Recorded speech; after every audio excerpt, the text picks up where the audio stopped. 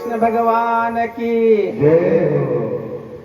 ठीक जैसे मैं इस व्यासपीठ से आपको कथा सुना रहा हूँ, श्रीमद् भगवत कथा, वैसे ही सुखदेव जी महाराज राजा परीक्षित को भगवत कथा सुना रहे थे। विजय प्रजापति जी तो 7वें दिन की कथा में आती है। सुखदेव जी महाराज राजा परीक्षित को कहते हैं कि हे राजा परीक्षित, आपको भूख प्यास लग रही है क्या? तो मैं भी आपको पूछना चाहता हूँ, आपको भूख प्यास लग रही है? अगर भूख प्यास लग रही हो तो आप खाना खा के भी आ सकते हो। मैं 2 मिनट कथा को रोक देता हूँ। रानी, आपको भूख प्यास लग रही है? नहीं, कथा सुनते समय मेरे ख्याल से किसी को भी भूख और प्यास नहीं तड़पाता है। तो बीच बीच में ऐसे ही सुखदेव जी महाराज राजा परीक्षित को पूछते थे कि अब मैं कथा प्रारंभ करूं परीक्षित जी महाराज? तो परीक्षित जी कहते थे, हाँ सुखदेव जी महाराज, आप कथा प्रारंभ करिए।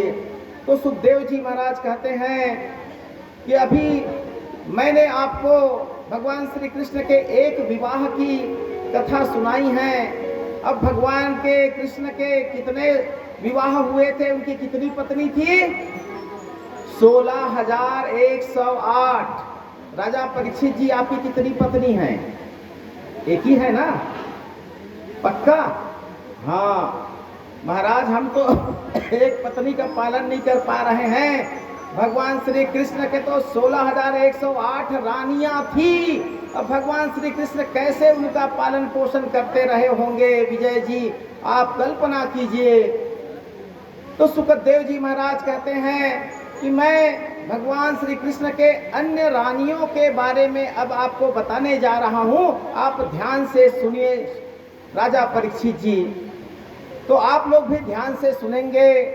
एक समय की बात है, भगवान श्री कृष्ण की नगरी द्वारिका, द्वारिका में एक सत्राजीत नाम का एक यादव रहता था। द्वारिका नगरी में कौन रहता था? सत्राजीत नाम का एक यादव रहता था। वो भगवान सूर्य का भक्त था। भगवान सूर्य का भक्त था। अलग अलग लोग अलग अलग देवी को, अलग अलग देवता को पूजते हैं। जैसे आप लोगों में से अधिकतर शंकर भगवान को पूजने वाले ज्यादा होंगे मेरे ख्याल से ना। पंडित प्रदीप मिश्रा जी ने आप सबको शंकर भगवान का भक्त बना दिया है। बोलिए पंडित प्रदीप मिश्रा जी की जय। तो ऐसे ही अलग अलग भक्त होते हैं। कोई काली को मानता है, कोई दुर्गा को मानता है, कोई बजरंगबली को मानता है, कोई शंकर को मानता है, कोई विष्णु को, कोई राम को, कोई राधा को, कोई कृष्ण को। अलग अलग भक्त होते हैं।